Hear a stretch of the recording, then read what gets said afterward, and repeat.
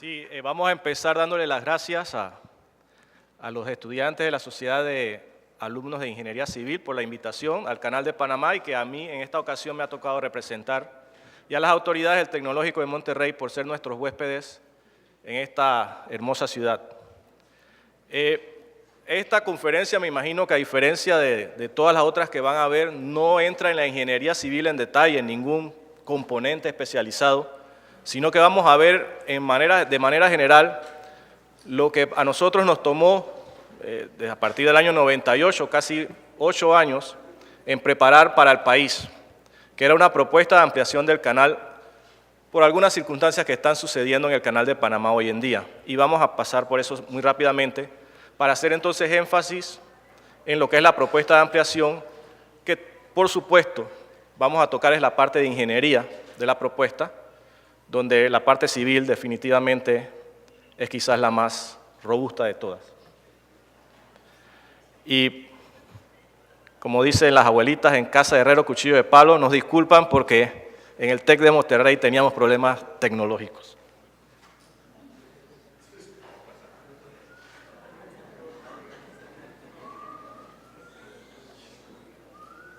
Bueno, realmente son 3 áreas que vamos a tocar hoy.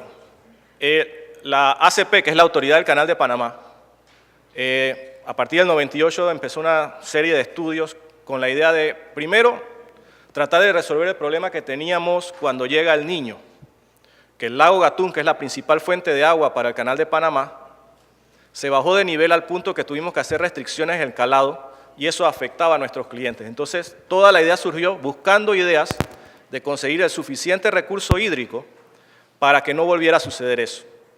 A medida que iban avanzando los estudios de suficiencia hídrica del canal, surge la idea, se trae una idea que ya tiene más de 60 años de estar en el tapete, de ampliar el canal. Y eso es lo que ahí empieza una serie de estudios contratados, otros hechos por profesionales de la Autoridad del Canal de Panamá, en donde al final de todo sale el plan maestro para los próximos 18 años. O sea, un plan maestro con un abarque hasta el año 2025. Vamos a empezar entonces con el siguiente slide. ¿Y qué fue lo que vimos? Para los que estábamos involucrados, fue algo tortuoso, porque quizás desde el punto de vista de ingeniería, nosotros en poco tiempo creíamos tener la solución del problema, pero había otras aristas del problema que había que revisitar y volver a visitar, y lo que ustedes todos harán en algún momento, hacer iteraciones hasta encontrar una solución, que quizás no es la solución perfecta, pero es lo que mejor podemos presentarle al país, porque teníamos que aprobar este proyecto a nivel de referéndum. Eso no se ve quizás en ningún otro país donde un proyecto de infraestructura tiene que someterse a la voluntad de todo el pueblo. Bueno, en Panamá por constitución así fue. Teníamos que someter esta propuesta para que se convirtiera en proyecto a la voluntad popular. Y el año pasado, hace casi un año, el 23 de octubre, se logra pasar con el 75-78% del voto afirmativo y se aprueba la propuesta de ampliación. ¿Qué hicimos? Empezamos, como les decía, con los estudios de agua. De ahí pasamos entonces, sabiendo que teníamos suficiente agua para hacer nuevas esclusas, a determinar el tamaño de las esclusas y cómo iban a ser estas esclusas. De ahí entonces veíamos, bueno, hay que adecuar los cauces de navegación al tipo de barco que queremos. Y empezábamos con esas iteraciones. Después seguía, entra la gente de mercadeo y entonces va a ver si de verdad va a haber clientes para esa nueva esclusa. Y en una de esas iteraciones, ¿qué sucede? El tamaño original que nosotros como ingenieros habíamos ideado de 61 metros de ancho para las nuevas esclusas, mercadeo nos dice, ese barco va a ser demasiado grande para las rutas que pasan por Panamá, si es que reduce el tamaño de la esclusa y bajamos a 55 metros de ancho. O sea que vuelve y empieza. Pero esa es la ingeniería. Esa es la ingeniería. Y ustedes lo van a ver a medida que avancen sus estudios. Ya habiendo definido el proyecto, empiezan entonces, empiezan estudios socioambientales, porque había que asegurarse que el proyecto era ambientalmente viable, y entra la gente de finanzas, los que van a ver cómo vamos a pagar esta inversión. Y el mecanismo que se ideó es a través de aumento de los peajes, porque sabemos que tenemos un margen dentro de lo que cobramos ahora mismo y que cobraba Estados Unidos hasta el año 99, nosotros hemos ido haciendo aumentos progresivos sabiendo que todavía tenemos capacidad y lo que se llama un colchón para poder ir subiendo. Entonces la propuesta contempla aumentos graduales de peaje y con ese dinero adicional entonces se va pagando la obra. Varios clics. Ya todo esto lo hablé. Otra parte importante entonces fue el estudio económico.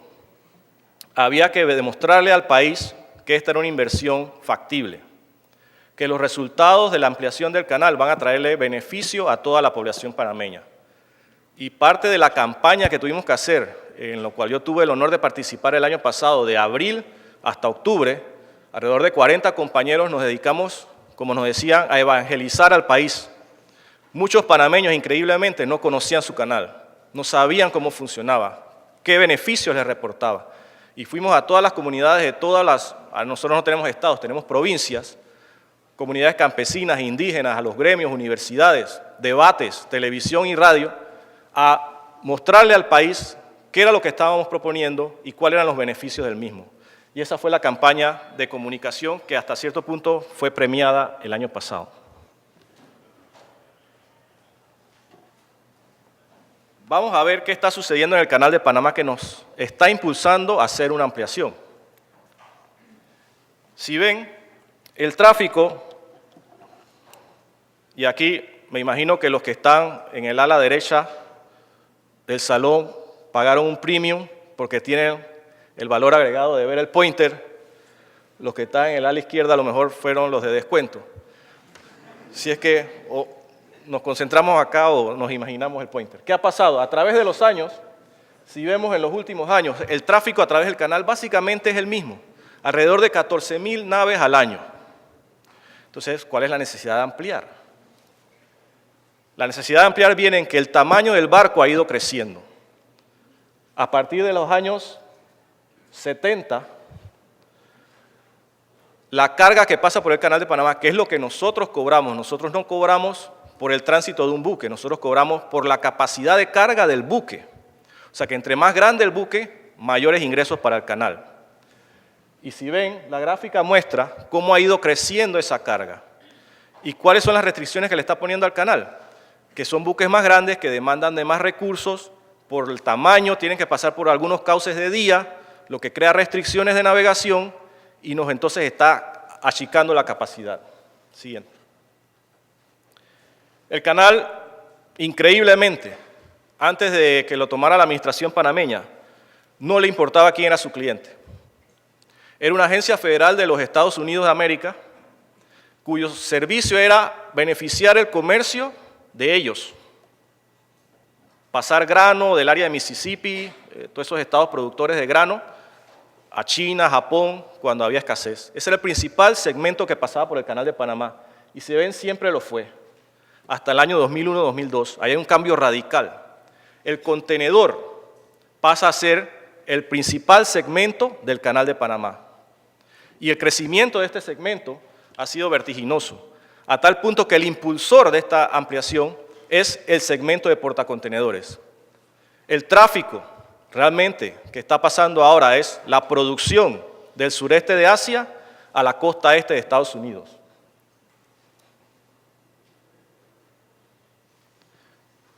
En Panamá, y creo que en muchos otros lugares, se piensa que el canal es un monopolio, que nosotros podemos hacer con el canal lo que sea porque no hay alternativa, y eso es falso.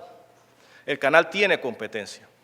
La principal competencia del canal es el sistema multimodal que atraviesa los Estados Unidos. Los barcos llegan a la costa oeste, Los Ángeles, Long Beach, Seattle, Tacoma, descargan a través del sistema de ferrocarril y llevan entonces al resto de Estados Unidos la carga. Suez era competencia, ojalá sea así y siga así. Y el Canal de Panamá, a partir de los últimos años, por la seguridad que está brindando y los precios competitivos que estamos brindando, a pesar de que demoramos más tiempo en pasar por aquí, el precio para el usuario, el que transporta carga, es más barato, que compensa pasar por Estados Unidos. Y lo ven en esas gráficas de barra, cómo el Canal de Panamá le ha ido quitando participación de mercado al sistema multimodal de Estados Unidos. Y no solo a ellos, A Suez lo hemos dejado prácticamente en el 1% de la carga que pasa del sureste de Asia a la costa este de Estados Unidos. Ahí está el potencial de crecimiento del Canal de Panamá, porque en la medida que tengamos un servicio competitivo, expedito, que no tengan que esperar y económicamente viable, más carga va a seguir pasando por Panamá. Bueno, ahí creo que teníamos que regresar, pero avanzamos. El Canal de Panamá, creo que vamos a tener que regresar.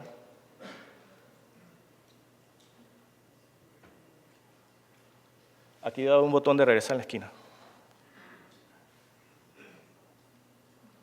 Ahora sí, programa de modernización. Y le puedes dar un clic por ahí mismo. ¿Cómo medimos la capacidad del Canal de Panamá? Es una gran pregunta para nosotros por mucho tiempo, porque no es cuántos barcos pasamos al día. La pregunta lógica es, bueno, ¿cuántos barcos tú pasas al día? Yo les puedo decir que el promedio de barcos al día está alrededor de 38 a 40 barcos al día, pero puede ser cualquier tipo de barco. Si es que decidimos que la mejor forma de medir nuestra capacidad es cuánto tonelaje podemos pasar al día. Y si ven, nuestra capacidad hoy en día está alrededor de 300 millones de toneladas según el sistema de arqueo del Canal de Panamá. El tráfico sigue creciendo. Si vemos a partir del 2012 empieza a disparar vertiginosamente. Así que el canal tenía que hacer algo para adaptarse y poder satisfacer esa demanda. Si no, el cliente va a buscar otro lugar y competencia hay, como ya mencioné. Si es que estamos involucrados ahora mismo en lo que llamamos el programa de modernización. Para esto no necesitamos referéndum. Estamos haciendo una serie de inversiones que lo que van a buscar es lograr que la capacidad del canal pase de 300 a cerca de 340 millones de toneladas al año. Entonces, ¿qué estamos haciendo? Las siguientes cosas que vamos a ver aquí. En la parte civil, lo más interesante, el ensanche del Corte Culebra. Si te paras sobre la foto. El segmento del Corte Culebra es el área más angosta del Canal de Panamá y la que más restricciones a la navegación da. Los barcos grandes, lo que llamamos Panamax, que son barcos de más de 30 metros de ancho, tienen que pasar esta zona que se fue excavada en la montaña de 1904 a 1914. Esta zona solo permite el tránsito en una dirección. Eso nos da restricciones de navegación porque hay que esperar que los buques grandes lleguen a donde se entra el lago Gatún para que regresen los que vienen del Atlántico. Y operamos así en lo que llamamos semiconvoy diariamente. Pero ¿qué pasa? Los barcos cada vez están más largos. Entonces, por regulaciones de la Organización Marítima Internacional, las curvas que presenta el Corte Culebra no permiten la navegación en ambas direcciones. Si logramos que se navegue en ambas direcciones, aumentamos nuestra capacidad porque los tiempos de ocio en las esclusas se reducen enormemente. Así es que el proyecto que estamos ahora es en tratar de enderezar las curvas. Y a la vez ya se hizo un proyecto de 230 millones de dólares. No es nada comparado con lo que mencionaba el doctor Martínez para las inversiones que va a haber en México, pero para nosotros es bastante. En donde se amplió el canal a 192 metros de ancho, buscando la combinación de barcos que permita tráfico en ambas direcciones, porque hoy en día solo se da de noche con barcos pequeños, los barcos bananeros, los barcos refrigerados, que son los clientes que menos pagan. Ellos van de noche y pueden ir en ambas vías, pero el cliente que nos paga, el cliente que cada vez viene más, no lo podemos trabajar de esa manera. Así que estamos buscando enderezar con grandes excavaciones a ambos lados, extremos del canal, y dragado, que lo hacen las fuerzas de la División de Dragado del Canal de Panamá. ¿Regresas? Abajo.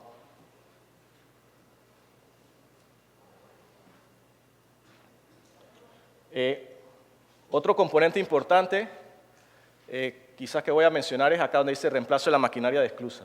Y lo voy a mencionar porque tiene unas animaciones bastante interesantes. Si vemos a la mano izquierda de ustedes, esta es la maquinaria con que se trabajó en el canal hasta hace unos 5 o 6 años. Era maquinaria de engranajes, electromecánica, funcionaba a la perfección, pero ¿qué problema teníamos? No conseguíamos repuestos. Estos eran engranajes formados en molde, que reemplazarlos nos salía más caro que comprar maquinaria de pistones hidráulicos. Así que la decisión económica fue vamos a cambiar. Y hemos pasado de cajas de engranajes a unidades hidráulicas de poder que mueven estos pistones que abren y cierran las compuertas. Y lo vemos aquí. Vamos a ver si corre. Y no corrió.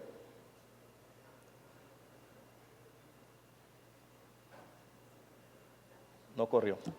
Bueno, lo que se veía era la compuerta abriendo con ambos sistemas. Ups. Al principio.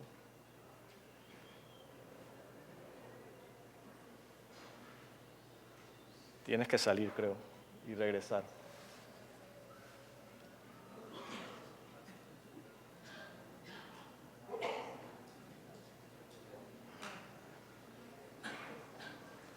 Probablemente íbamos como por el 10.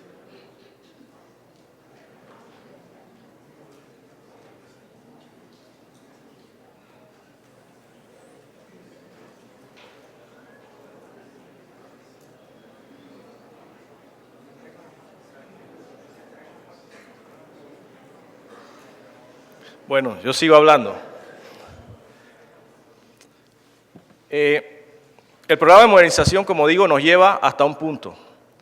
Si la gráfica cuando... Exacto, vamos bien.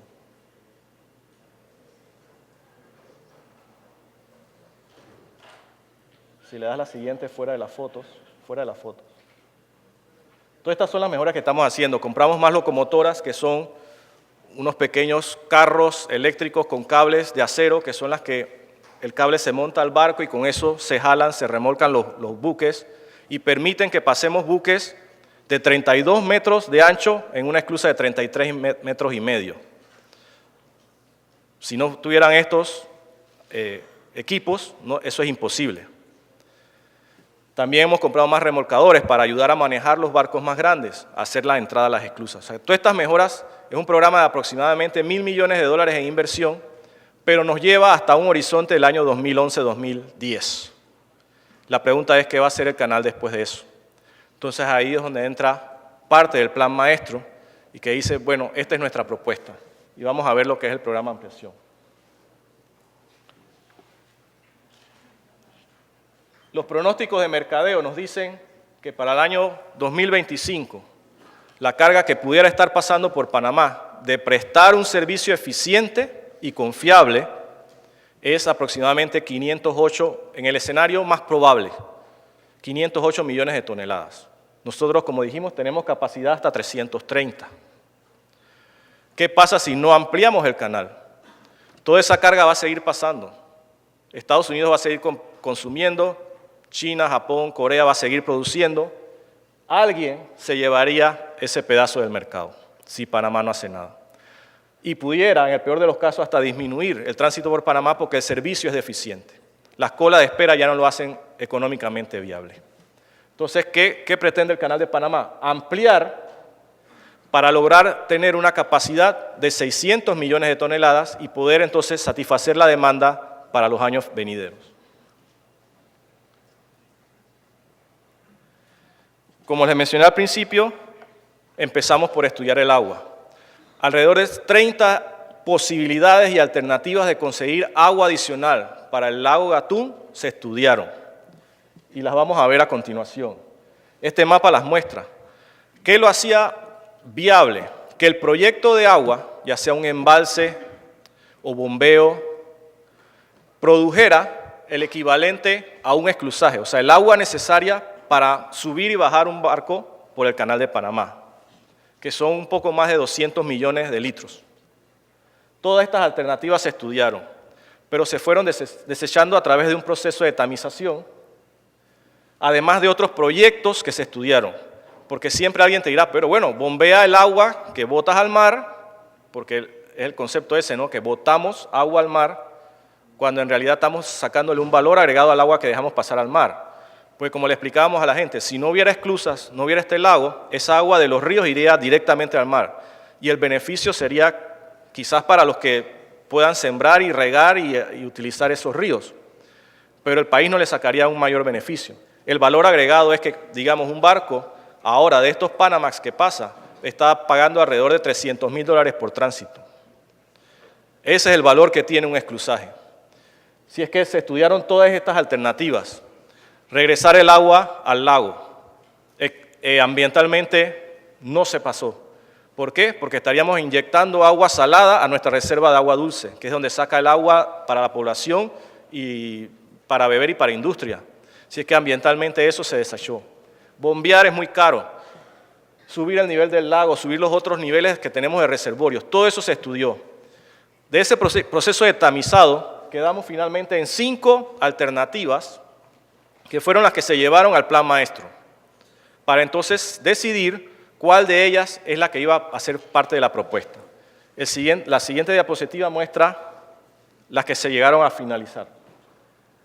Este es el lago Gatún.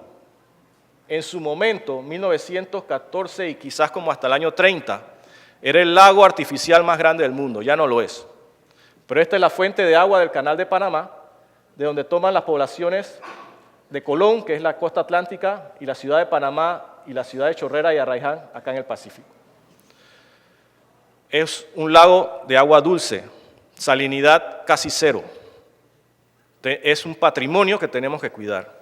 Las alternativas están hacer una represa aquí y elevar esto para tener un almacenamiento durante los meses de lluvia para utilizar, dejándolo pasar al lago Gatún durante el verano, que es nuestra estación seca. Llamamos verano, pero en realidad es una estación seca de 3-4 meses.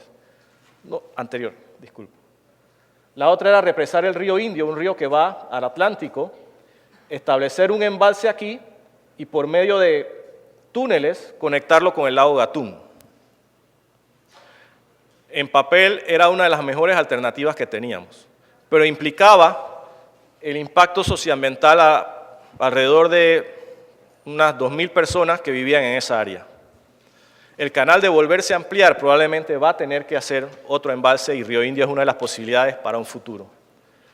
Teníamos entonces subir el nivel del lago Gatún unos 40 centímetros más, eso nos da una capacidad de embalse mayor, profundizar los canales de navegación. Lo que estamos haciendo es, la botella de agua la estamos haciendo más alta y profunda, podemos guardar más agua en ella. Y la otra fue que salió de parte del equipo donde trabajamos nosotros, que es el equipo de esclusas, vimos tecnología en Alemania que podíamos implementar en Panamá, y es el uso de piletas de ahorro de agua. Al final, el uso de piletas de ahorro de agua y subir el lago Gatún fueron las alternativas que se aprobaron. Entonces llegamos a ver, bueno, ¿cuáles son los componentes de este programa de ampliación? Porque no es un proyecto, porque lleva varios proyectos. Primero, tenemos que excavar, profundizar y ampliar todos los canales de navegación que van del Corte Culebra, que es esta, como ven, franja bien angosta, que en estos momentos tiene 192 metros de ancho, se va a ampliar a 215 metros en las curvas. El lago Gatún, por donde se navega, donde se ha requerido, porque recuerden, estas eran montañas que se inundaron. En algunos lugares no hay que profundizar porque ya tenemos la profundidad, pero en otros lados sí. Profundizar el lago Gatún. Esto lo va a hacer la propia autoridad del Canal de Panamá con sus dragados, su fuerza de dragado. Tenemos la profundización y ensanche de la entrada atlántica y la profundización y ensanche de la entrada pacífica. Esto va a contrato. Ya el dragado del Pacífico, la licitación está afuera y se espera recibir propuestas en el mes de febrero. O sea que este contrato el próximo año va a arrancar y el dragado del Atlántico, como es un material más suave, acá hay basalto y de todo en el Pacífico, en el Atlántico es una lama, lo que nosotros llamamos lama del Atlántico, que es de fácil remoción con una draga de corte succión. Esto probablemente se va a sacar a licitaciones el año 2008. ¿Qué nos queda? Realizar una excavación en seco que conecte la esclusa del Pacífico con el Corte Culebra. 46 millones de metros cúbicos se van a excavar. Eso lo vamos a dividir en 5 contratos. Y la joya del proyecto, que es la construcción de 2 esclusas, una en el Atlántico y otra en el Pacífico, de 3 escalones cada una. El Canal de Panamá ahora mismo tiene 3 esclusas, 3 escalones atlántico que se llama Gatún. Aquí saliendo del corte está Pedro Miguel, que es un solo escalón que baja el buque 10 metros, y Miraflores, 2 escalones que bajan el buque 16 metros restantes promedio, dependiendo de la marea en el Pacífico. Ahora vamos a hacer solo 2 esclusas, 3 escalones en ambos lados. Esto era lo que más asustaba al panameño, el costo de la obra. Ayer cuando venía le preguntaba a Héctor, que gentilmente me está acompañando, ¿cuánta gente vive en Monterrey? Y me dice, entre 4 y 5 millones de personas. Yo, wow. En todo el país de Panamá viven 3 millones de personas. Entonces, cuando el doctor Martínez hablaba hoy de que el 40% del PIB mexicano va a ser invertido por año en los próximos años y la gran necesidad de ingenieros civiles, yo me llevo una idea para Panamá y se lo dije al ingeniero Crespo. Voy a hablar con los compañeros de la Tecnológica de Civil, que ve, en México hay oportunidad. Yo sé que hay muchos ingenieros civiles mexicanos, pero para la cantidad de inversión que van a hacer ustedes, hay plaza para buenos ingenieros panameños que vengan a competir, ¿no? Si son buenos.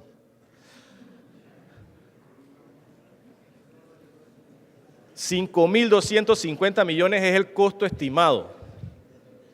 Cuando eso se le presenta a un país como Panamá, que su Producto Interno Bruto está hoy en día, por el crecimiento que ha habido en los últimos 4 años, alrededor de $16.000 millones de dólares, la gente coge miedo. Tenemos una deuda externa de 11.000 millones de dólares. Y que tú le digas que ahora vas a hacer una inversión de la mitad de tu deuda externa, la población se asusta. Pero se ha conseguido establecer un método de financiamiento por el cual a través de los propios peajes de los barcos que están pasando hoy en día y de aquí a que ampliemos, más lo que van a pagar una vez ampliado, el plan contempla que en 8 años posterior a la inauguración la deuda está pagada. Y de estos 5.250 millones, aproximadamente, en el peor de los casos, se ha estimado que 2.300 sería lo que tendríamos que financiar interinamente y el resto sale directamente del uso del Canal de Panamá. Por lo tanto, el mantenimiento del canal existente ahora se vuelve mucho más importante, porque es el que va a pagar la ampliación. El componente principal son las nuevas esclusas. Ese contrato, como mencionó la joven que leyó lo que yo supuestamente he hecho los últimos 24 años, actualmente estamos trabajando en preparar el pliego de especificaciones para las 2 esclusas. Va a ser un solo contrato. ¿Por qué? Porque dice, bueno, pero ábrelo a 2 y 2 contratos y ahí va más competencia. El problema es que queríamos estandarización. No queríamos que el diseño de la esclusa del Atlántico fuera totalmente contrario al del Pacífico y a la hora después de nosotros darle mantenimiento, tener el problema que pasa siempre, ¿no? Cuando las cosas no son estándar. La estandarización reduce costos, si es que queríamos eso. Por lo tanto, es un solo contrato que pudiera estar cerca de los 3.000 millones de dólares. El día de hoy se hizo la reunión de homologación para la precalificación de consorcios para este contrato. Se les va a hacer un proceso de evaluación, básicamente su capacidad financiera, su experiencia en obras de esta magnitud, la experiencia del personal que propondría el contrato, para sacar, digamos, entre 3 y 5 empresas que estarían en una lista corta, que es la que se les permitiría hacer las propuestas, porque recuerden, esto es diseño y construcción. No es lo que estamos acostumbrados todos de que nosotros diseñamos, licitamos, alguien construye, no. Ahora, el que se gane el contrato va a diseñar y construir. Por razones que se decidió, básicamente, terminar más rápido, porque se pensaba que al hacer el diseño se alargaba el proceso. Se espera que para este tiempo, o noviembre del próximo año, ya tengamos evaluados los diseños y ya se haya adjudicado para que las obras de las esclusas empiecen en los primeros días del año 2009. Los otros componentes son los canales de acceso. ¿Se me acabó el tiempo? No. Mejoras a los cauces de navegación que lo hace la propia ACP y la subida del lago Gatún que involucra quizás el construir un nuevo vertedero y esa es la inversión de 260 millones. Dentro de ese paquete nosotros hicimos análisis probabilístico de varios escenarios de qué podía salir mal, lo que se llama un análisis de riesgo probabilístico, y de ahí salió una contingencia que suma alrededor de $1.000 millones. No nos fuimos por el método común de estimación donde, bueno, dale un 20% o un 30% de contingencia. No, se hizo un estudio probabilístico de qué podía salir mal en cada componente y a cada componente se le aplicó su propia contingencia. Y de ahí sale entonces la contingencia total de aproximadamente $1.000 millones. ¿En qué tiempo pensamos hacer esto? Cuando ustedes estén trabajando van a tener jefes exigentes, ¿no? Que le van a decir, ¿para cuándo quiere usted esto? Y le van a decir, para hoy a las 5 de la tarde. Y eso es algo que ustedes como profesionales van a tener que manejar. El estrés de la exigencia de tiempo en la entrega de las obras. Pero siempre haciendo un buen trabajo, no improvisando y cualquier cosa. Aquí se quiere que para el año 2014 el canal nuevo esté funcionando. Eso nos da un cronograma, como ven ahí, bien compacto, con poco margen de error. Pero los que lo han estudiado dicen que es posible. Los estudios de impacto ambiental, el de las esclusas es el último que falta y ya está por finalizarse, ya estamos en la etapa de consulta pública. La ley panameña, en cuanto a ambiente, dice que solo cuando existe un proyecto se tiene que hacer el estudio de impacto ambiental, que era una de las quejas durante la campaña de referéndum. ¿Por qué no tienen el estudio de impacto ambiental? Teníamos muchos estudios de evaluación socioambiental, pero no había un estudio formal, porque no había un proyecto, era una propuesta. Una vez aprobada, surge el proyecto y se hacen los estudios, y están por terminar. En la parte de las excavaciones, el primer contrato se adjudicó en el mes de agosto, y vamos a ver, después no, más adelante vamos a ver que ya las obras iniciaron. El segundo contrato, le hemos llamado PAC 1, PAC 2, porque son excavaciones en el Pacífico, está próxima a salir en la calle, creo que el mes de octubre, para adjudicar en el mes de noviembre. Y así sucesivamente se van a ir adjudicando los contratos. La profundización y ensanche lo hace la propia CP, eso está empezando a caminar, y la esclusa, como ya mencioné, se quiere que para inicios del año 2009 inicien los trabajos.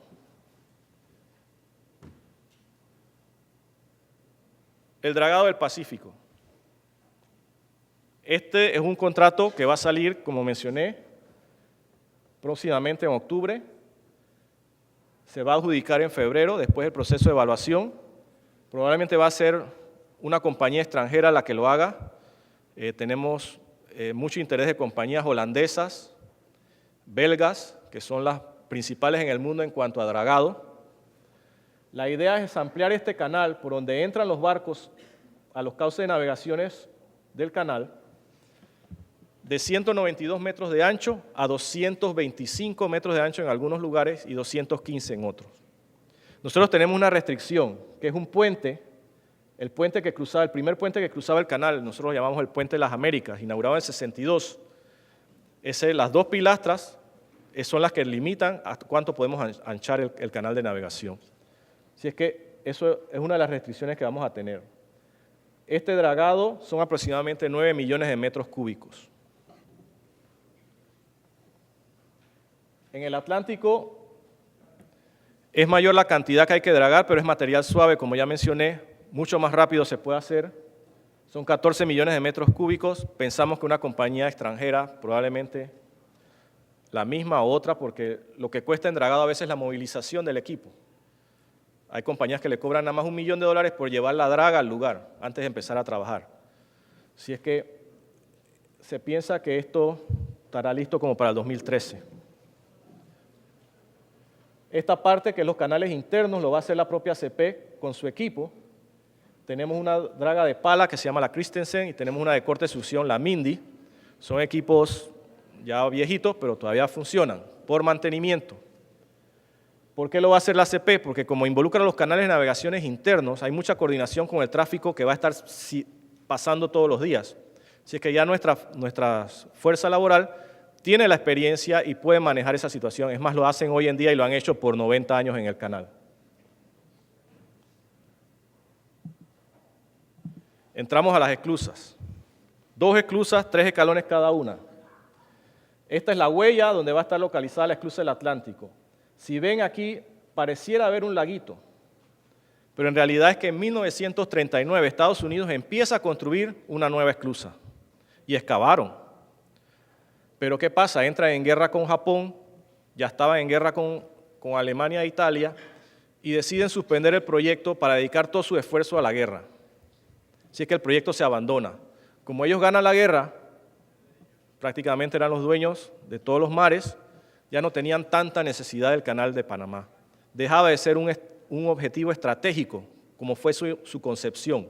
Nunca fue un canal comercial, era un canal militar. Abandonan el proyecto, en el Pacífico también hicieron excavaciones. Nosotros al estudiar por dónde colocar la esclusa, o sea, el alineamiento, lo que nosotros llamamos el alineamiento, vamos a aprovechar el trabajo ya realizado. Simplemente sacaríamos el agua de eso, que es agua de lluvia acumulada de 60 años, y aprovecharíamos lo ya excavado para ahorrarnos costos. Aquí lo vemos en una toma aérea, los que se preocupan por el ambiente. Bueno, ¿cuál va a ser el impacto ambiental de este proyecto? Si ven, estas áreas, lo que llaman los ambientalistas áreas intervenidas ya, de más de 60 años, porque ya se empezó una excavación ahí. No hay bosques vírgenes, todo lo que hay es bosque secundario, así que el impacto ambiental realmente es poco. Este canal es el de 46 millones de metros cúbicos que uniría la esclusa del Pacífico con el Corte Culebra y pasaría justo antes del nuevo puente del canal, puente que nosotros llamamos Puente Centenario. Panamá tiene 100 años de haberse independizado de Colombia en 2003.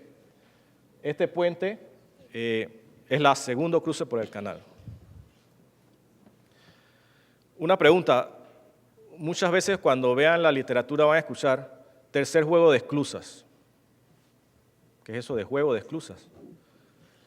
Las esclusas existentes tienen 2 carriles. Realmente todo lo que estamos haciendo es un tercer carril. Lo mismo que en carreteras. Tienen una carretera de 2 carriles, el tráfico aumenta, ¿qué haces? Pones un tercer carril. Eso es lo que estamos haciendo. El juego es una traducción literal del inglés, que ellos lo llamaban third set of locks.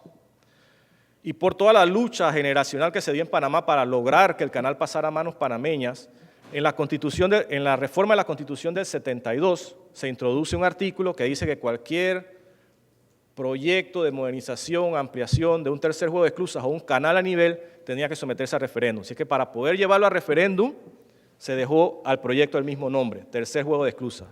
Pero viéndolo bien es un tercer carril. Aquí está una comparación de lo que tenemos a lo que pensamos tener. 33 metros y medio de ancho para barcos de 32 metros de manga, que es lo que se llama en términos náuticos el ancho de un buque. Permitimos actualmente un calado de 12 metros.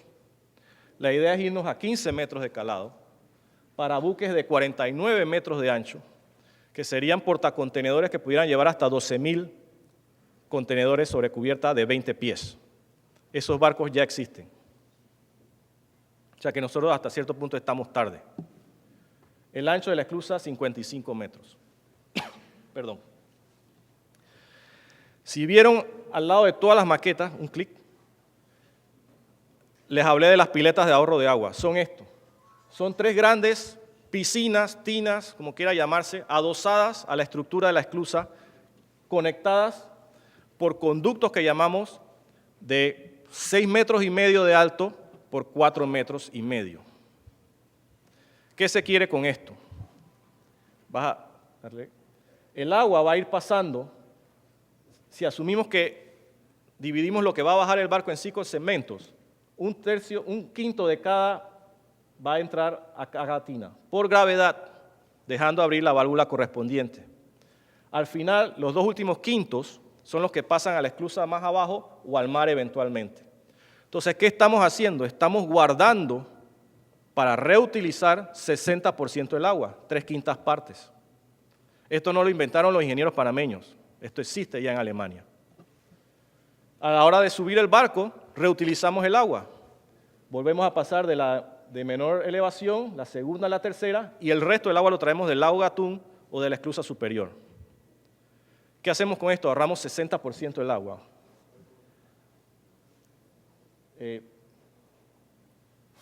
Exacto. ¿Y qué vamos a lograr?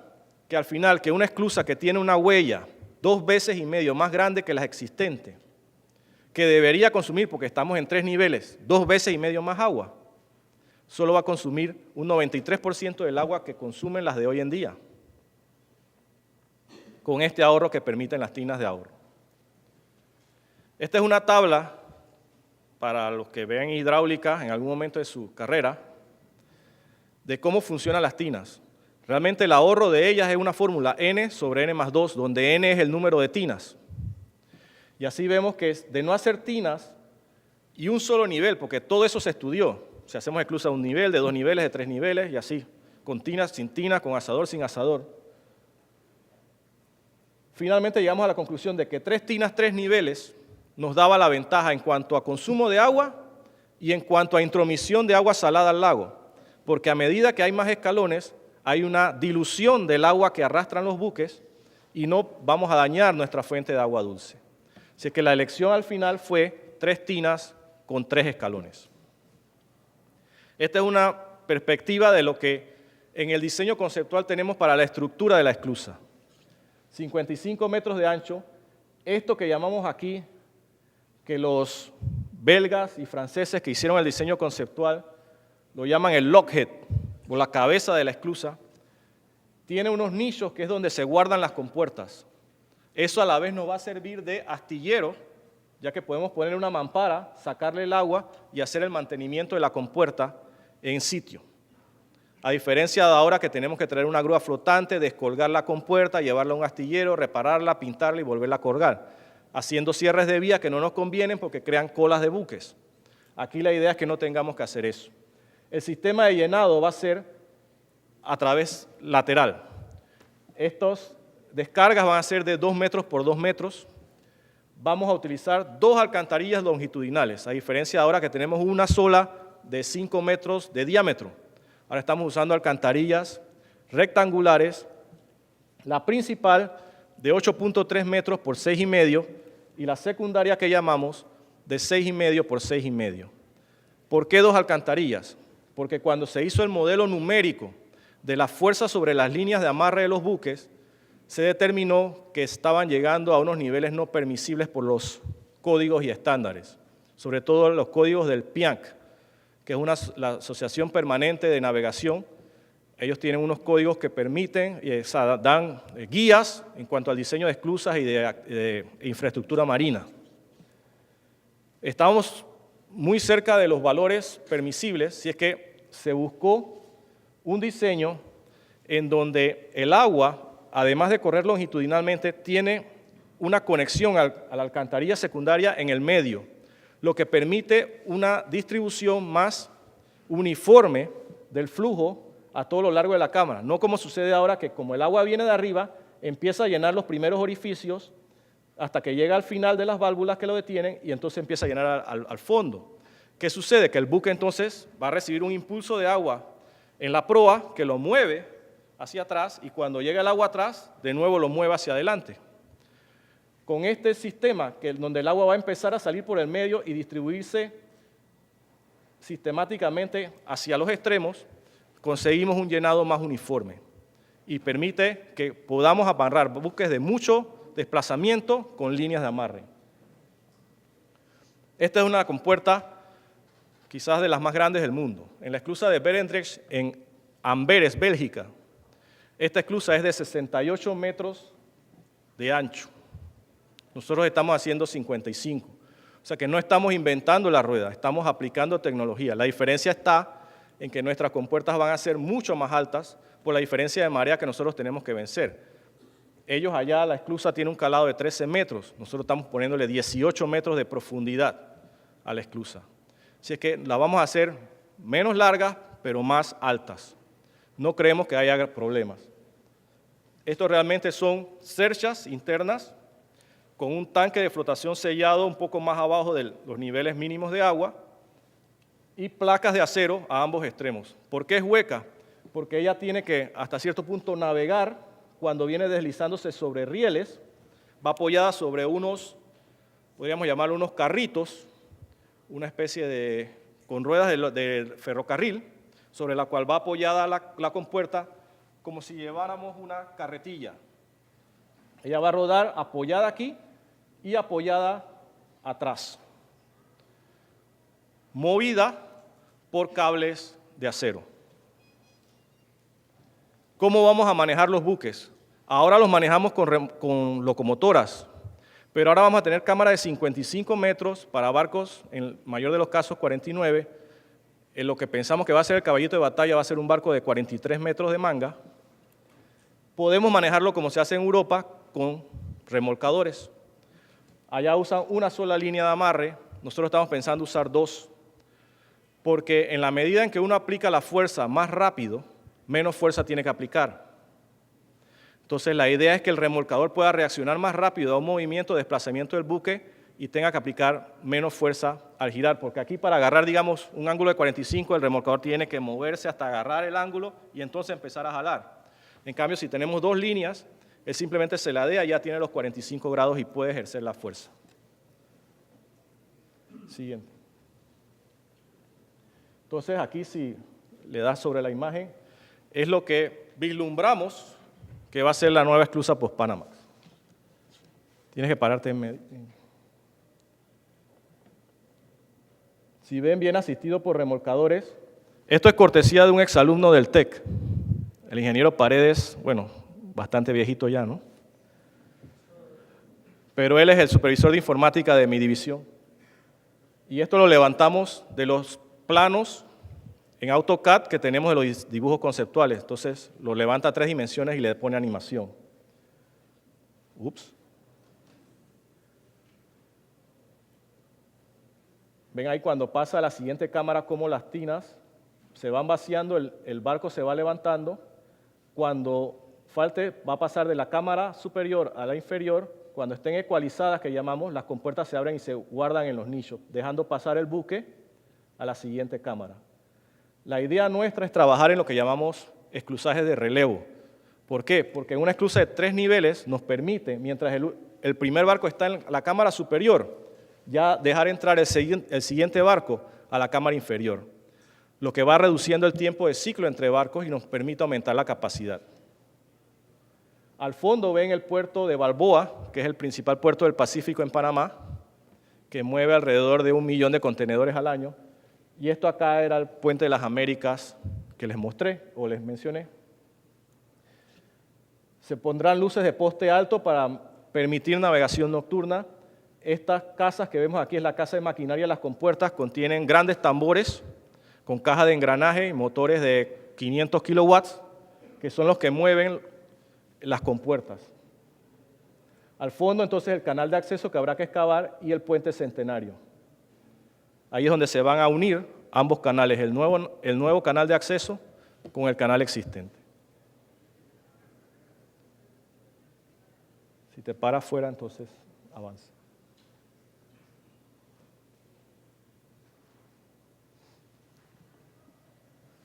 Entonces, vamos a lo que es las excavaciones. 5 contratos, 46 millones de metros cúbicos. ¿Por qué 5 contratos? Porque se quería que empresas panameñas pudieran participar.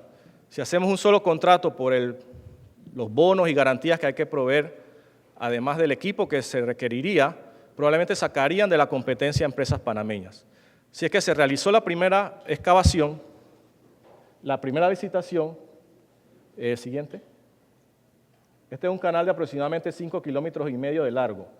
El primer contrato es bajar el Cerro Cartagena, que tiene un poco más de 120 metros de altura, bajarlo a 46 metros de elevación.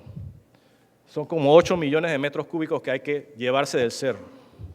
Ese contrato ya está en ejecución. Si le das clic varias veces. El siguiente es lo que llamamos PAC 2, o sea, el segundo contrato, que consiste en hacer unas represas para aguantar el lago Miraflores, aquí, relocalizar todas las utilidades de electricidad, teléfono, fibra óptica, agua, y pasarlas temporalmente por una taguía que hay que hacer. PAC 3 es continuar lo que queda de PAC 2. PAC 4 ya es bajarlo al nivel de 9 metros sobre el nivel del mar, que es la elevación final de ese cauce de acceso. Si vemos aquí una comparación de cuánto se ha excavado en el Canal de Panamá, para su construcción original fueron 238 millones de metros cúbicos. Pero el canal no se ha quedado estático. A lo largo de los 93 años que tiene de existencia, ha habido mejoras constantes a los canales de navegación y en ella se ha excavado como 144 millones de metros cúbicos a lo largo de 93 años. Hay derrumbes, hay ampliaciones, hay ensanches, profundizaciones, en todo eso se ha ido eso. La ampliación del canal conlleva 133 millones de metros cúbicos de excavación, de lo cual son como 50 millones en dragado y el resto, 80 y pico, en excavación seca. El primer contrato fue PAC-1. Si vemos, este es el cerro que hay que rebanar, y si te colocas sobre el hipervínculo ese, el 3 de septiembre, el presidente de la República, con invitados especiales como el expresidente Carter y el presidente de El Salvador, el de Honduras, el de Colombia y el de Nicaragua, clic sobre lo negro, inauguró en un acto político las obras de ampliación del canal. Y este video recoge desde varias tomas que se tomaron el evento ese. Se dinamitó parte del cerro. Al otro lado habían alrededor de 50.000 personas viendo esto. Lo curioso es que se había comprado un humo de colores, con los 3 colores patrios. Los nuestros, ustedes son verde, blanco y rojo, nosotros somos azul, blanco y rojo, blanco y rojo. Pero si ven, no se ve ningún color ahí. ¿Por qué? Porque no sé si es una bendición o qué, en el momento que el presidente tocó el botón, cayó un aguacero tremendo. Yo creo que aguó el humo de colores. Así que lo que más espectacular se vio fue una voladura subacuática que se hizo y la gente gritaba. Si ven, esta es nuestra grúa de pala, ahí mismo íbamos a empezar, ¿no? Simbólicamente los trabajos de ampliación. Aquí se ve la multitud que ese día estaba ahí presente.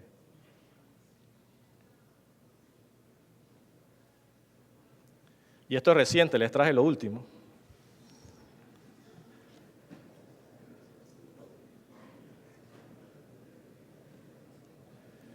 Si vieron con cuidado, al otro extremo hay gente viviendo, hay instalaciones, y eso es lo bonito de los especialistas en explosivos, que es, en el canal lo hacen ingenieros civiles, especialistas en geotécnica, que se han especializado luego en voladuras, y ellos pueden hacer este tipo de trabajo sin afectar la infraestructura existente. Fuera del... Ok, ya terminando. Esto es el corte Culebra yendo en dirección sur, o sea, yendo hacia el Pacífico. La esclusa de Pedro Miguel aquí, Miraflores más abajo. Esto es como se ve hoy en día. La idea es que dentro de 7 años, esto va a ser la vista. Se habrá volado el Cerro Cartagena, habremos excavado el nuevo canal de navegación y un buque post-Panamax se dirigirá hacia la nueva esclusa. En cambio, la esclusa, este es Miraflores, el nivel superior. Esta elevación de agua está a 16 metros sobre el nivel del mar. ¿Qué va a pasar en el 2014? Va a ser, para mí, un espectáculo. Cuando una vez terminada la nueva esclusa, vamos a ver barcos pasando como en el cielo, porque esto es montaña también. O sea, quien lo ve del otro lado va a ver barcos como flotando en el aire, porque está viendo un barco a nivel 16, el otro va a estar a nivel 26, que es el nivel del lago Gatún. Así es que yo creo que va a ayudar bastante al turismo en Panamá. Bueno, con esto termino, creo que a tiempo. Muchísimas gracias por su atención, por la invitación sobre todo.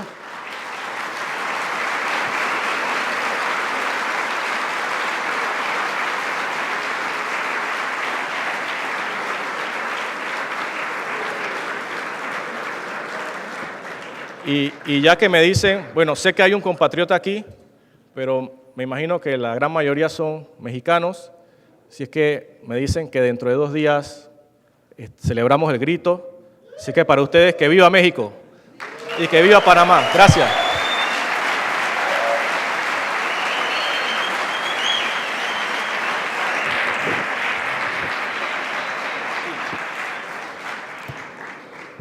Tal y como se había informado al inicio de esta conferencia, vamos a proceder a la sesión de preguntas y respuestas. Tendremos espacio para 15 minutos en esta sesión.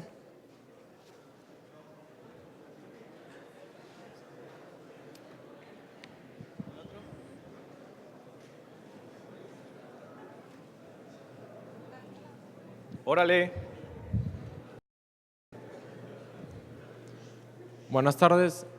Mi pregunta es, ¿ahorita cuánto tiempo tarda un buque en cruzar todo el canal de Panamá y cuánto tardaría ya cuando se termine el proyecto? Muy buena pregunta, gracias. Dependiendo del tamaño del barco, asimismo demora. En promedio te podría decir que un barco está demorando entre 8 y 9 horas en atravesar el cauce de navegación, que es de 80 kilómetros de largo. Eso no incluye el tiempo de espera, que es otro de nuestros indicadores de eficiencia, que es nosotros llamamos tiempo en aguas del canal. Una vez que él llega a aguas del canal, se empieza a tomar el tiempo hasta que sale de aguas del canal. Nosotros tratamos de garantizarle a los clientes 24 horas de tiempo en aguas del canal. O sea que de esas 24 horas, entre 8 y 9 son tránsito, el resto es espera. Como nuestro principal cliente es el buque portacontenedor, él funciona como quizás funciona aquí el metro o funcionan los aviones en un aeropuerto. Tienen itinerarios fijos que cumplir. O sea, ellos salen de Shanghái, tienen que estar en Yokohama dentro de 3 días, después en Los Ángeles 6, 7 días, pasar por Panamá un día X y después ir subiendo. Y tiene que llegar a su destino el día indicado porque ya tiene reservado espacio de muelle, grúas, camiones y todo para descargar. ¿Qué pasa? Para darle un mejor servicio a nuestro mejor cliente hoy en día, hemos establecido un sistema de reservación, que el que paga por adelantado y paga un premium, se le garantiza el tránsito ese día. El resto hace fila y espera. Y el Canal de Panamá, no sé si como buen negociante, nadie pasa por el Canal de Panamá si no paga antes. O sea que incluso estos buques tienen que pasar el día que nos dice que podemos cobrarle más, al punto de que ellos tienen hasta las 2 de la mañana para llegar a aguas del canal, a la vista de las estaciones de señalización en ambos extremos. Si no han llegado a las 2 de la mañana, pierden su cupo. O sea, lo que pagaron lo pierden. Entonces se le llama a la gente del buque y se le dice, ¿quieres pasar de todas maneras hoy si llegas antes de las 4 de la mañana?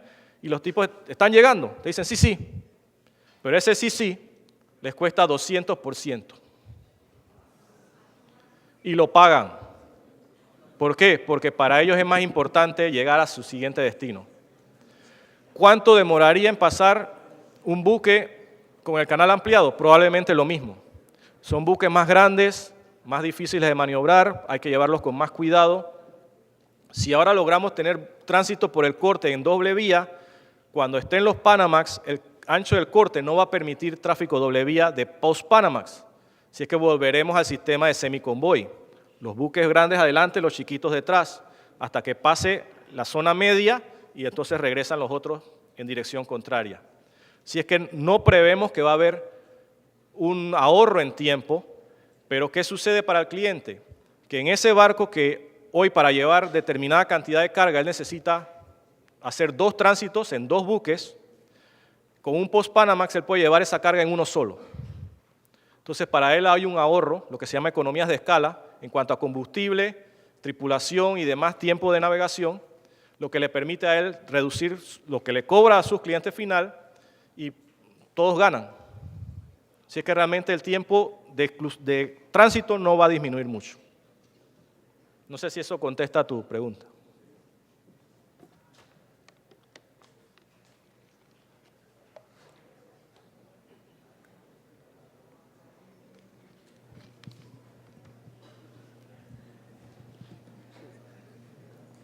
¿Quiénes son los principales accionistas de este proyecto y todo el dinero de ganancia de los barcos que pasan por ahí, hacia quién va? ¿Me puedo sentar? Del 24 de abril al 22 de octubre del año pasado, esa pregunta la oí en todas las charlas que dimos. Este muchacho debe ser panameño. No sé. Los accionistas del Canal de Panamá son los 3 millones de ciudadanos del país de Panamá. Son los dueños del canal. La gran duda de ellos es a dónde van los dineros que genera el canal. Nosotros vamos a cerrar año fiscal la otra semana, el 30 de septiembre, y se prevé que vamos a tener ingresos alrededor de 1.700 millones de dólares. Cuando los norteamericanos entregaron el canal, lo que generaba era alrededor de entre 400 y 500 millones de dólares. O sea que en 7 años nosotros prácticamente hemos triplicado los ingresos para el país. ¿Qué hace el canal? De lo que cobra, además de pagar mi planilla y las inversiones, aproximadamente el año pasado que tuvimos ingresos por 1.200 millones de dólares, cerca de 800 millones de dólares pasaron al Tesoro Nacional.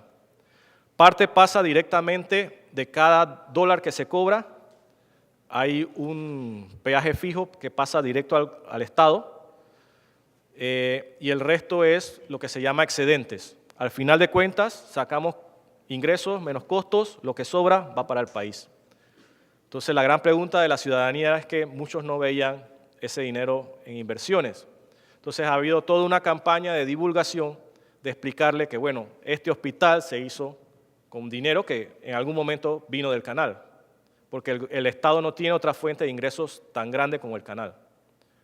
Entonces, a medida que vayan generándose más ingresos, las utilidades al país van creciendo al punto que se prevé que para el año 2025, en vez de estar dándole 600, 800 millones de dólares por año al Estado, se le estén dando cerca de 4.000 millones de dólares por año al Estado. O sea, esa es la inversión que estamos apostándole.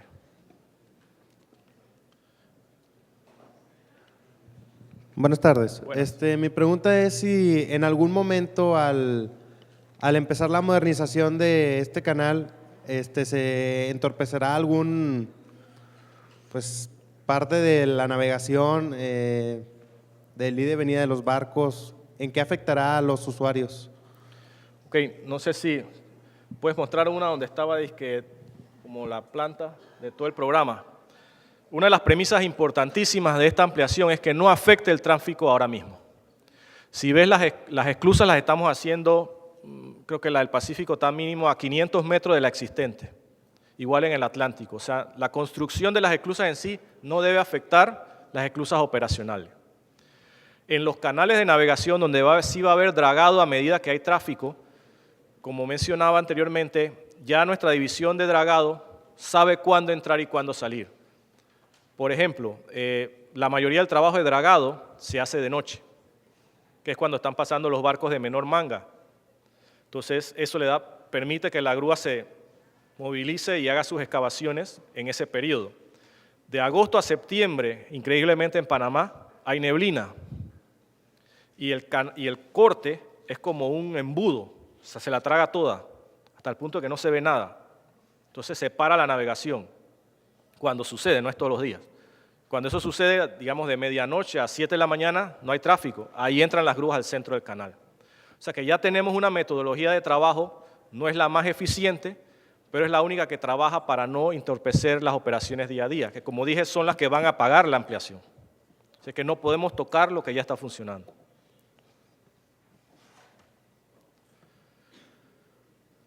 A ver, de este lado, ¿pagaron más? ¿No han preguntado?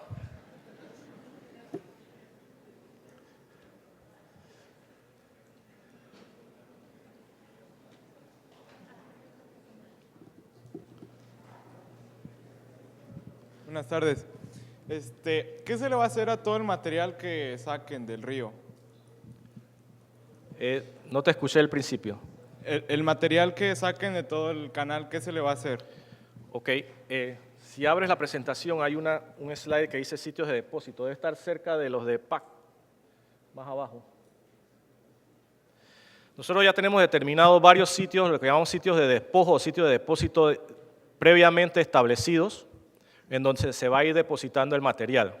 Esa área, claro que se va a ver impactada, pero una vez rellenada con este material, nuevamente se va a reemplazar la vegetación, ¿no? No, más abajo. Es uno que está escondido. Más abajo de eso, mucho más abajo.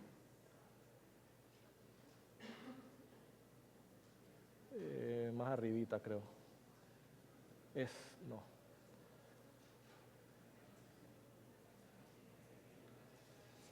Ya tenemos identificado la área y se le han hecho los estudios de impacto ambiental a estas áreas. Parte de la misma excavación en el Pacífico se va a utilizar para construir presas o ataguías que van a separar el nuevo canal de acceso del lago Miraflores. Hay que hacer esta separación porque no sé si se veía bien en las últimas fotos. Los buques en la esclusa nueva van a estar 10 metros por encima de los que pasan por la esclusa de Miraflores. Así que hay que reforzar esa separación, ahora es natural, va a haber que construir una ataguía de creo que cerca de 3 kilómetros, que se va a hacer precisamente con material que se excava. Se excava, se limpia, se hace la fundación y luego entonces parte del material, selecto claro, se usa para crear la presa de tierra. Al igual hay que hacer 2 o 3 presas más para ir separando el lago Miraflores y un pequeño río que hay por ahí del área para que la excavación se haga en seca y sea menos costosa. Pero eso ya está determinado.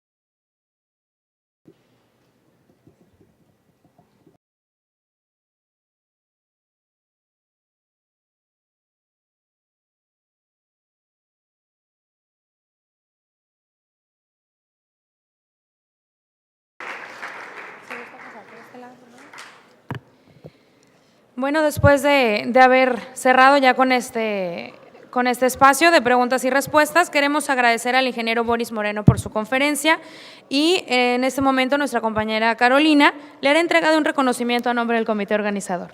Muchísimas gracias, ingeniero.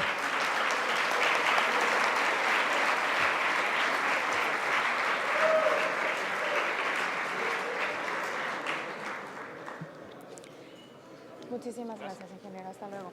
Un excelente día. Gracias. Antes de que se retiren de la sala, se les informa que, bueno, a continuación tenemos todavía una plática y terminando esta plática se va a llevar a cabo un panel de discusión con los ingenieros Houston Eubank y con el ingeniero César Ulises Treviño. El cupo es limitado, el registro va a estar en la zona